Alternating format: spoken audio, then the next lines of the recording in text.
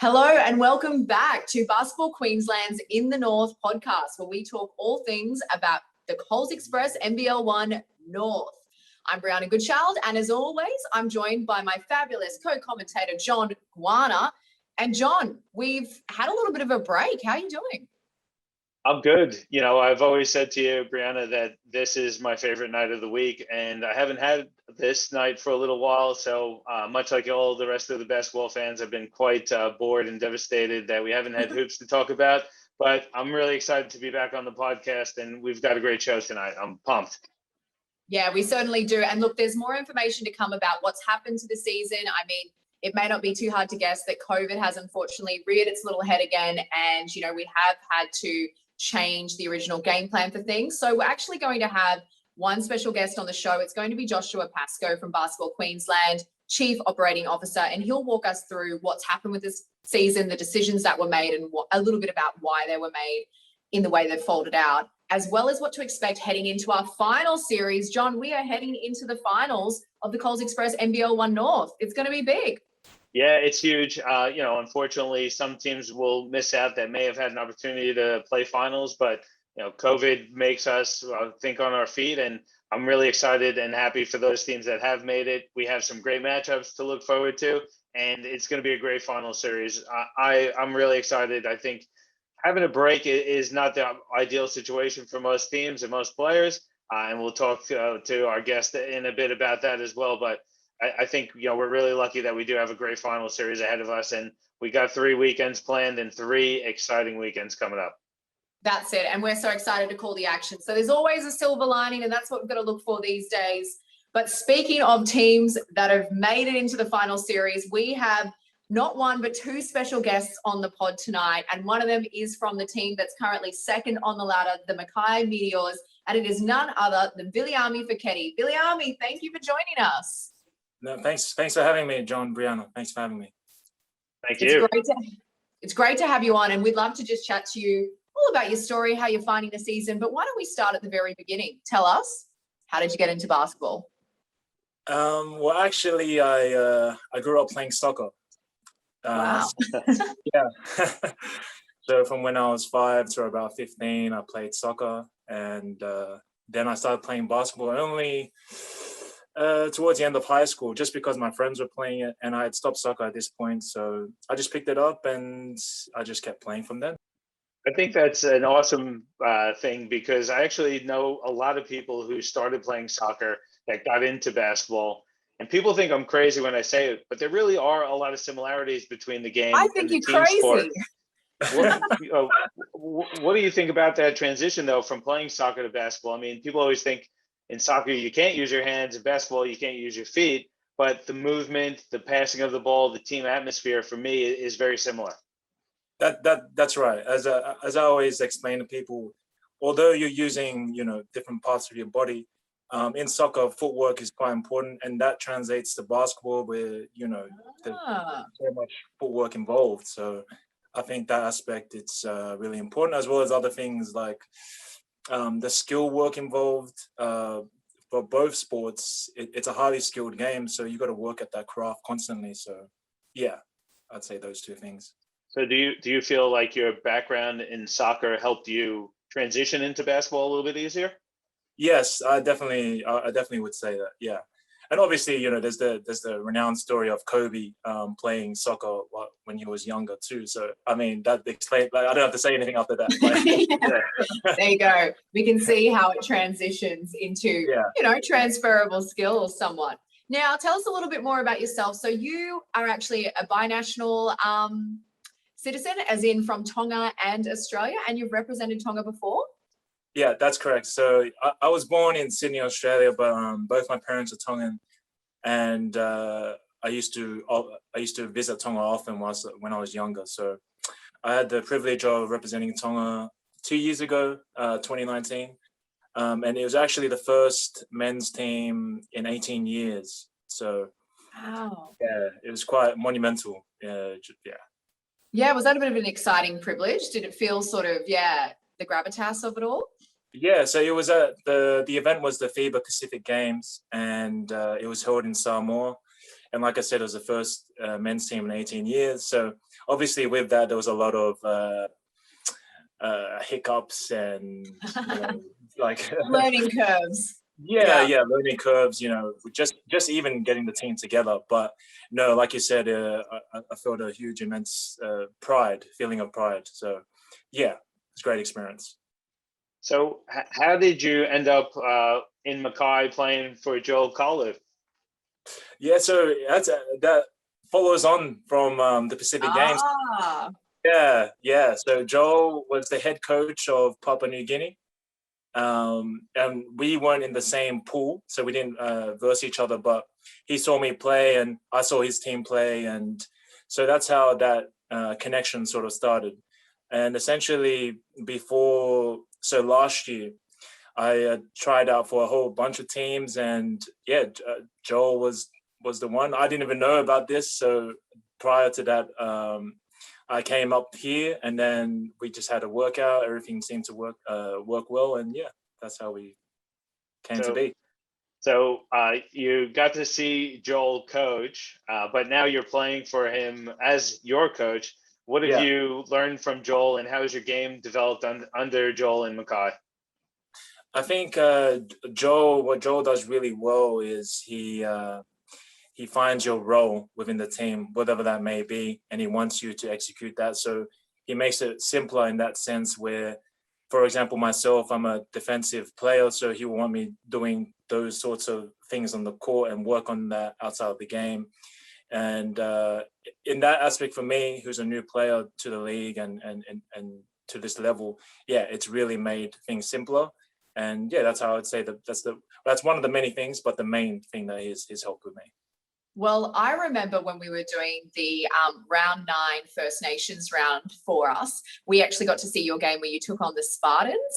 And I remember you had the duty of, defending Lamar Patterson and did a fabulous job at that. And that was something when we spoke to Coach Carly before the game, he sort of tipped us off that he's like, yep, I've got my man Foketi on the defense, shutting down Patterson. I think if he can do that, we can take out this win. And that's exactly what we saw. So tell us a little bit about that experience and taking on Patterson. I think, I honestly relish going up against all the top players, and Lamar Patterson his resume speaks for itself, and it was a tough game. And he's so strong, honestly, and he's so skilled as well. So I just thought to myself, if I can just stick to my principles, if he makes shots over me, he's going to do that. He's like an NBA caliber player. So yeah, I was really glad to have,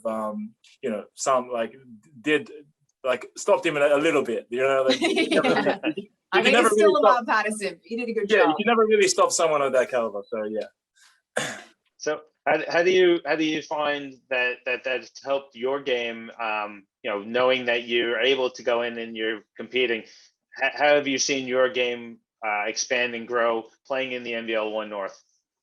Yeah, so as it's my first season, I wasn't too sure what to expect. And so coming in, I knew defense was something I can take pride in and know I can contribute to the team.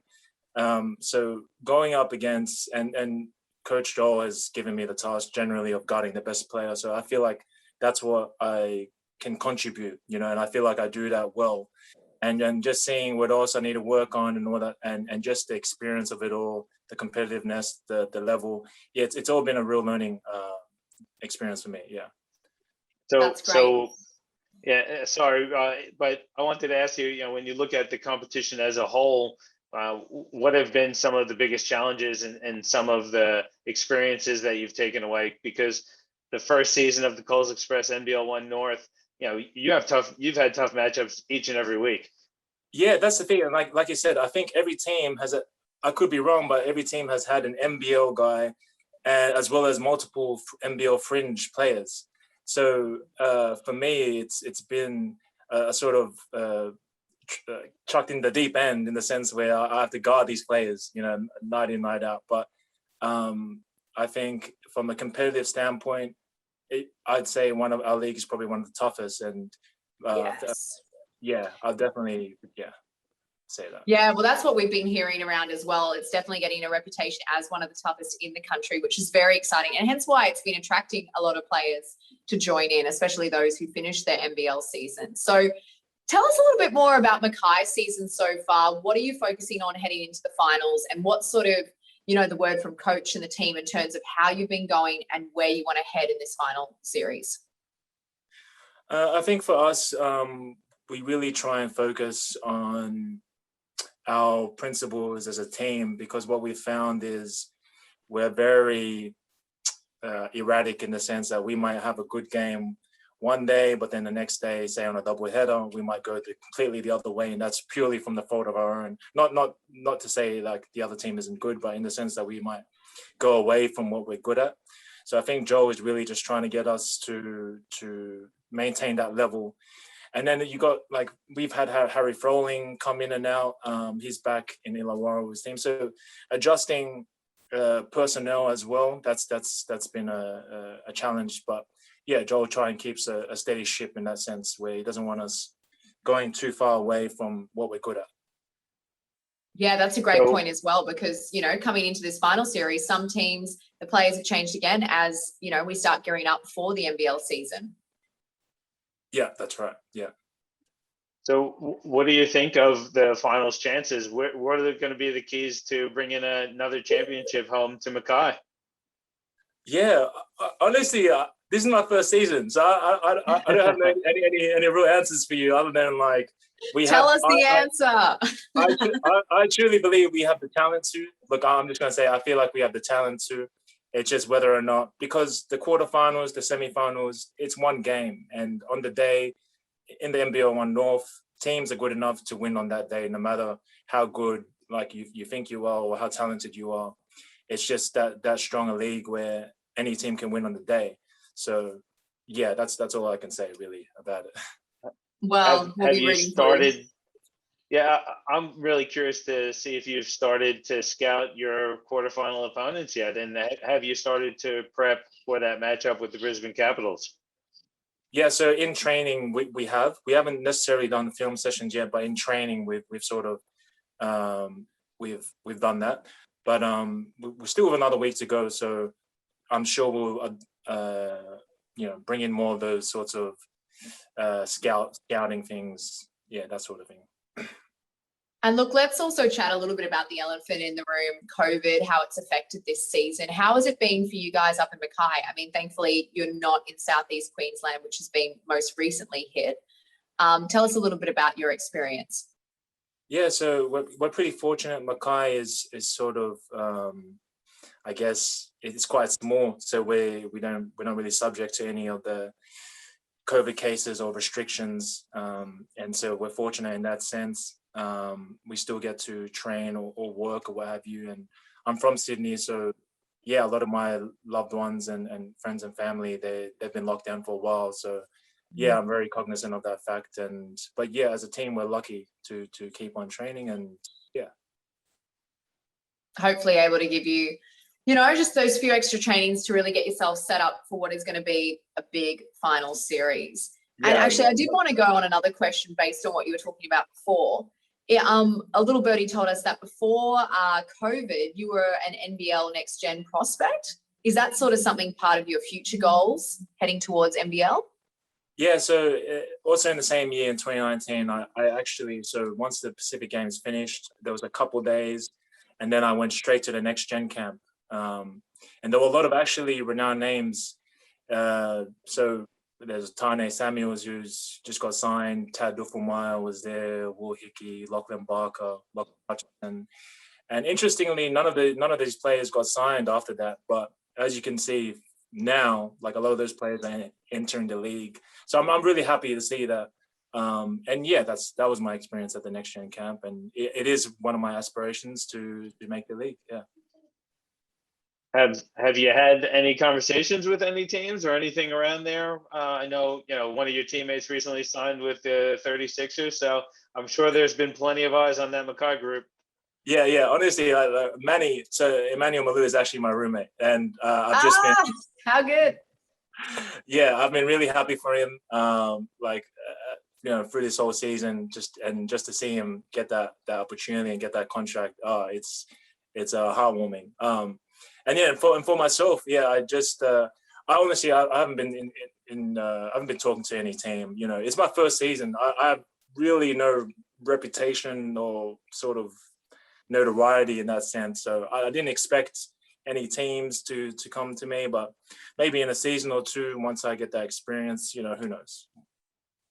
Yeah, well, here, fingers crossed for you, and you're certainly making an impression.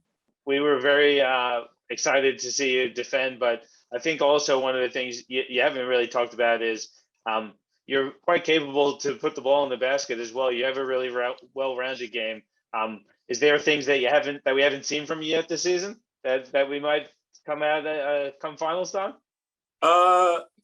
Maybe. I don't want to say too much. But look, mysterious. My role in the team is to guard the best player on the other team, and we have plenty of stars here. Manny, Chris Cedar, John Jameson. The list goes on. So I'm playing my role, and anything outside of that is a bonus. All right. Well, we love to hear it. Now, John, any more questions from you, or shall I get into our quick fire questions?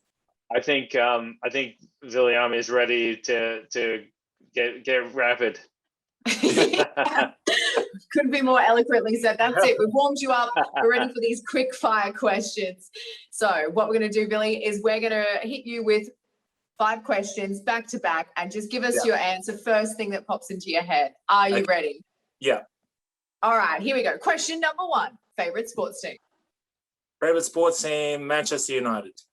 Oh, hello. Wow. All right. Soccer boy. All right, here we go. Yes. Sports idol. Cristiano Ronaldo. Soccer again. Favorite pregame meal? Peanut butter and jam sandwich. I think Americans say jelly. You got it. Jelly, yes. There you go, John. Well, yeah. That's our second PB&J of the In the North podcast this season. So good to know that there are other people that eat it besides us Americans. There you go. And maybe it's good for you. All right. Hardest opponent. Yeah. Hardest opponent this season, Jeremy Kendall. Ooh, yeah. I don't think many would argue with that. All right. And definitely. Lastly, our favorite question number 5. What advice would you give to a young player striving to be successful? My advice would be is to go and get your opportunity. Don't wait for it. That's something that I guess a lot of people do. They think that no matter how, they'll work as hard as they can, and then the opportunity will come. Unfortunately, it just doesn't work like that, at least in my experience. So yeah, go and get that opportunity. Yeah, get out there, be proactive. That's great. I think that can apply to any field you're in. Go and get it. And what do you think helped you go and get it? Just, approaching people, getting in with certain agents. What was sort of your process? Yeah, so like I said, I grew up playing soccer. I didn't really have any real basketballing, resume, reputation. So, to come, I'm still largely in obscurity. So for me to get to where I am now, it's mainly just been me trialing for teams, even though knowing I may not play for them, hitting up coaches. That's how, I think those are just a few of the things. Yeah. Amazing. Chase those dreams. Yeah. It doesn't always just fall in your lap. Not everyone's going to be Cristiano Ronaldo, right? So you gotta make things happen sometimes. I love that. Yeah, definitely. Well, that brings us to the end of our questions. And thank you so much, Viliami, for coming on the podcast. It's been exciting to have you on. We're excited for what not this weekend, but next weekend entails as we head into our final series. How you feeling? I'm feeling good. I think our team's feeling quietly confident, and so am I. Well, that's great. I think I know the Mackay fans are going to be chomping at the bit to get that finals going. The crater is going to be rocking, that's for sure. Yes, sir. Well, on that note, thank you so much for joining us. It's been great to have you on and for sharing all your great experience and advice. It's been a pleasure to have you on the podcast. No, thank you very much. Thanks for having me on, Briana. John, thank you very much. We'll see you in the final series. We'll be watching. Yeah. Good luck versus the Capitals, for sure. Good luck. Thank you very much, guys. Yeah, so you got to get out there and chase your dreams. But on that note, it's not always easy. I mean, we live in a day and age of COVID. And as we've seen, that's definitely shaken things up for us, you know, throughout sport in general. Take the Olympics, for example. But hey, we got through it. And look, even our precious Coles Express NBL1 North, sadly, COVID has touched it. And to speak a little bit more about what's happened, how we've overcome it, you know, how we're going to move forward with things, we've got on Joshua Pascoe from Basketball Queensland. He's the Chief Operating Officer, and he's going to tell us a little bit about how we're doing, how the season's looking, and where we're at. So, Josh, thank you so much for coming on the pod. Yeah, definitely. Thanks for having me. First time guest on the pod, so long time listener, first time guest. That's right. We're saying too long. We have to get you on the pod more often. I think we need to make this a regular spot for you, Josh, for sure. But a lot has happened, obviously, in the Coles Express NBL1 North across the entire country. But we want to bring you in to talk about the experience for us here in the North. What you know, obviously a lot of moving parts, but can you take us back to the beginning of the COVID situation and lockdown? And can you give us a bit of insight into the process that you went through with Basketball Queensland and the clubs to obviously make the adjustments to the schedule that we now have in front of us? Yeah, definitely. COVID across the board since it arrived on the scene in 2020 is continually throwing challenges at sport. The way we look at it is we have to constantly be fluid. Like every one of our decisions, we have option 1 through to option 5 as to how we think things will play out. We got there I know on the Thursday, Townsville were on the phone to me saying, look, is there a possibility of a lockdown coming in for this weekend? Should we get on the plane? They were traveling down to play Southwest, and then they were going to be playing Red City the next day. I was like, look, let me see what the conversation is from a government perspective. At that point, there wasn't a 0 chance of lockdown, but there was a very low chance of there being a lockdown. Townsville fly, they play on the Friday. Saturday, we get, look, it's lockdown. We have to cancel Southeast Queensland games for NBL1 and QSL. The Central Queensland games could go ahead where you had Mackay playing Cairns and then Cairns playing Rocky the next day. But from that point, it was, okay, well, how long is it going to last? Originally, it was a short snap lockdown, which meant, look, we can get back on the court. We may just have to adjust, add some more games in. Obviously, that incurs some costs for associations that Basketball Queensland would have to cover. So flying North teams back down or South teams back up to be able to finish the season. So started to go through that and the ever-changing landscape of COVID, where lockdown gets extended. We then start to prepare scenario 1, 2, and 3, which is scenario 1, let's complete as many games as we can in the season. At this point, we're still thinking the national final is a set date. So we need a champion in the men's and the women's competition to send to a national final. We're aiming on that, saying, okay, if we've got that as our stop date, we now need to fill in as many games as we can to get everyone to an equal number of games. I mean, we had teams that are on 11 games and teams that are on 14, so there is a big difference. So option 1 was trying to complete the season, then get into a finals series. And that was using a couple of the weeks that we had. Option 2, straight into finals. Option 3 was straight into finals, but with an opportunity for teams to play in who may have just missed out because they had played a lot less games. Then the Premier comes out and goes, lockdown's ending. And everyone's like, this is great. Then she adds a little bit on the end that says community sport can't return, which basically puts an end to scenario 1, which was being able to play any of the round games. When you look at it from an association perspective, and this is with a lot of collaboration and talking with associations, feeling their needs as well. When you're shut down from the 29th of July through to what will end up being the 28th of August, that's 4 weeks that they've got to hold on to players' contracts, pay them weekly, their accommodation costs, car costs, health insurance, for them not being able to host games, for no revenue. And we didn't want to extend the season out, where we started to bump into the WNBL, the NBL, the FIBA Asia Cup, under 21s, the under 16s nationals if they went ahead as well for coaches. So yeah, we started to get into that point where the only decision was to go straight into finals. And again, in this COVID time, there's definitely no perfect situation. Definitely no perfect decision. A lot of data goes into it. But it's one of those ones where you kind of have to go, look, the number one priority is health and safety of the players. Number two priority for us was seeing a conclusion to the season as opposed to concluding the regular season.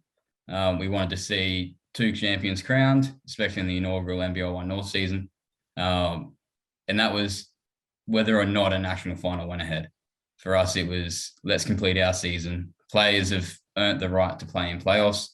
Let's try to see that and do everything we can to see that through. Yeah, it's an interesting one because, as you said, you have to be fluid.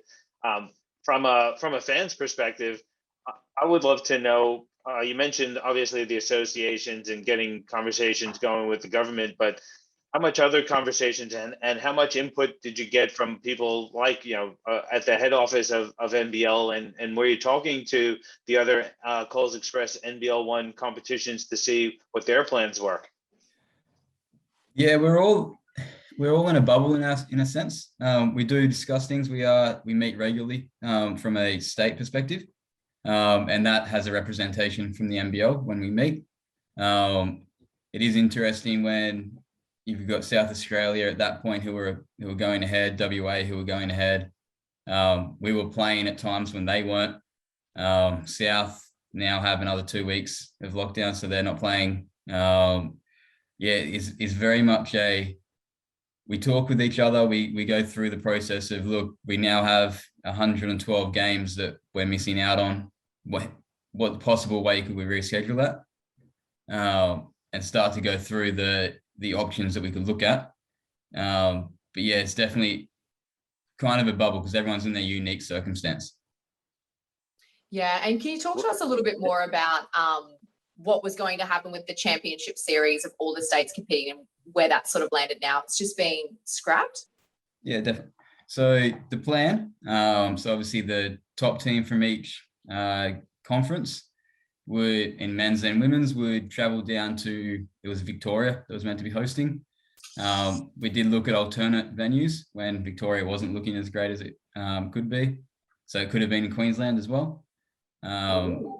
So basically what it would have been is your top team from Queensland, Victoria, South Australia and WA. You would play a random game on Friday night. And with that, the winners would play the losers and the losers would play the winners. And then from there, the winners of those semi-final games would play on the Sunday to be the national champion. The benefit of the winning the tournament, I would say, the state with the highest position when you add the men's and women's results together hosted the next year. So that was, again, what we were playing for. I'm very, very biased with this, but I believe Queensland would have won. I think we probably would have. Yeah. Our teams this year, and especially across, like, you look at the top 4 in the women, you could have 2 to 3 WNBL teams out of that. You look across the men's competition from 1 to 8, anyone can beat anyone. The depth of talent in that competition is the most I've seen it in the last 10 years. So, wow, yeah, totally though. It's been an amazing season, Josh, and we talked about the top 8, but obviously having to end the season because of COVID prevented teams to potentially making that run into the finals. There were some teams that were right on the edge or right there. And in the men's side of things, there was a 3-way tie for 8th. So can you tell us a little bit about how you determined who those final spots went to? But I also would be very keen to know what those conversations were like with some of those teams that just missed out. Yeah, definitely. Look, there's no easy way to go through that process. We have the benefit that our rules for finals placings is win percentage first.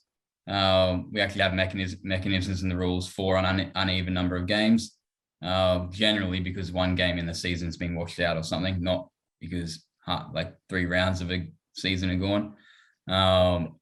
But the win percentage comes first. So if you look at that 3-way tie in the men's, you had Brisbane, Spartans, and Northside 3-way tie, all on 50% win percentage. You then look at that, Brisbane have played 14 games, Spartans and Northside have played 12, so they're 7-7, and then the other 2 were 6-6. Because they were tied on win percentage, we now go to head between those 3 teams. So you literally take the points scored and the points against of those 3 teams in the games between those 3 teams, and you work that out as a percentage. So to give you an idea of how close that was, Brisbane's points percentage was 111.29%. Spartans' points percentage was 94.67, and Northside's was 93.03. So wow, it's very tight. The Brisbane were clear in that 7th position, but 8th and 9th were quite tight. So because that was so tight, we then went to, but we could have left it at that and gone, that's the rule, that's what it says. But because in a 3-way tie, those second 2 were quite tight, you look at, okay, well, what was the head-to-head when they played each other? And when they played each other, Spartans in the first round against each other, they beat Northside 91-67, so comprehensive 24 points. Northside in 2 weeks later beat them by 10. So Spartans had the plus 14 on them. So you then go, okay, that gives a little bit more credibility / more comfortableness to be able to go, okay, Spartans are the correct team in that position. Still, I looked at it and went, the next thing that people can say is, well, Spartans had an easier schedule, so therefore that's why they're 6-6. Northside had a harder schedule, they're 6-6. So we then started to look at the strength of schedule as to who had played who in those 12 games. And luckily, for being able to go the way we did, the strength of schedule worked out in the sense that Spartans actually, out of the 3 teams, had the hardest schedule, considerably harder. And then it was Brisbane, then it was Northside. But by considerably harder, it was the equivalent of playing a team that had won 2 more games every single time you played, as opposed to someone who'd won 2 less games. So that gave us the surety that, look, these are the right teams that are in that position. Ipswich were 1 game out of that, so we actually did the maths on, okay, what if they happen to have not played that extra game and were tied? And in a 4-way tie, they still didn't make the playoffs.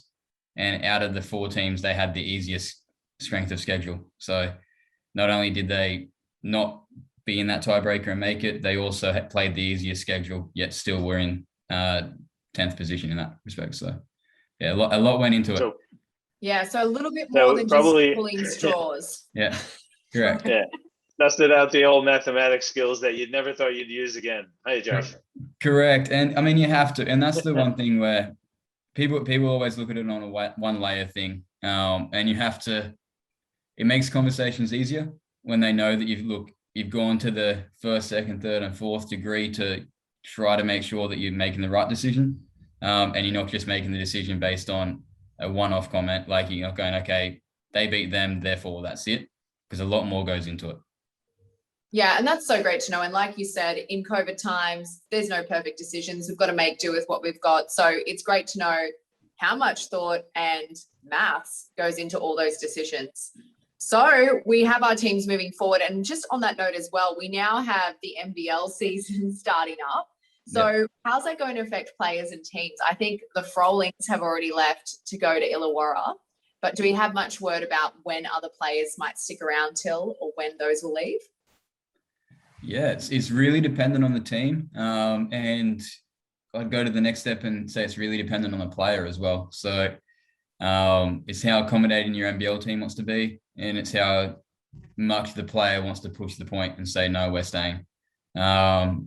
Generally, unless you're a very high profile player, you get on a plane and go if an NBL team calls. But in this respect, it helps that a large majority of our NBL players are Brisbane Bullets and Cairns Taipans who are in Queensland already. So we are able to keep a lot of them within the league. Yeah, that's fantastic. And I mean, That's a lot going of to them be massive. Yeah. are the players who will be playing off in our final series. Yeah. With the player availability that we did have to think about was the FIBA Asia Cup, which is in Jordan for the women, and the fact that on the 12th of September, which is game 3 of the grand final series, and hopefully that flight is in the afternoon, but the New Zealand Tall Ferns and a possible Australian Opals team go into a 10-day isolation camp. So if that takes, at the moment for Tall Ferns, it takes 6 players out of our competition. If they pick a large number of Opals players, which it won't be the same from the Olympics. So you're looking at a lot of those NBL1 North talents that are eligible and able to play. That's another thing that goes into planning for the season, where you go, we need to finish before that starts so that we can have the best final series possible. Yeah, wow. There's a lot of moving parts. So how do you come up with the schedule then? Obviously, you know what the matchups are, but looking at that quarterfinal round, every game in the first round of the finals is going to be on the 28th of August, which is not this coming Saturday, but the following Saturday. How do you come up with that schedule? Is it just availability of the associations? How does that come about? Yeah, so whoever gets the ability or the rights to host the game gets the ability to say, we want to play on this day and time. That's an interesting thing, because you could almost, before even asking their opinion, know they're playing on Saturday night. And there might be some slight movement. Like I know that the Southern District Spartans women wanted to play early enough that they could finish their game and get to watch their men's team play as well. So that's there at 5:30. That's lovely. So had their men's team not been playing, I can guarantee you that game would have been at 7:30. So realistically, Saturday night is the biggest draw card for fans. Gives teams more time to prepare as well. Yeah, very rarely do you see a game on Sunday or Friday in the quarterfinals or semifinals. Exactly. And look, just for everyone listening, if you're not already across it, let's just give a quick recap of what teams and games we're going to be seeing heading into next week's quarterfinals. So for our women's side, we've got Southern District Spartans coming in at that first ranking spot. They're taking on number 8, which is Northside Wizards. So that's happening Saturday, August 28th, 5:30 p.m., as Josh mentioned, so they can get to the men's game happening later. So second place, Logan Thunder, they're going to be taking on 7th on the ladder, Brisbane Capitals. That'll be happening same day on the Saturday, but at 6 p.m.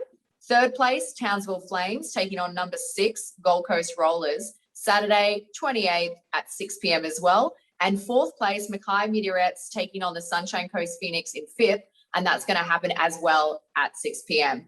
Now, for the men's side of things, we've got Logan Thunder in the first position, and they're taking on number 8, the Southern District Spartans. So that's that game at 8 p.m. on the Saturday.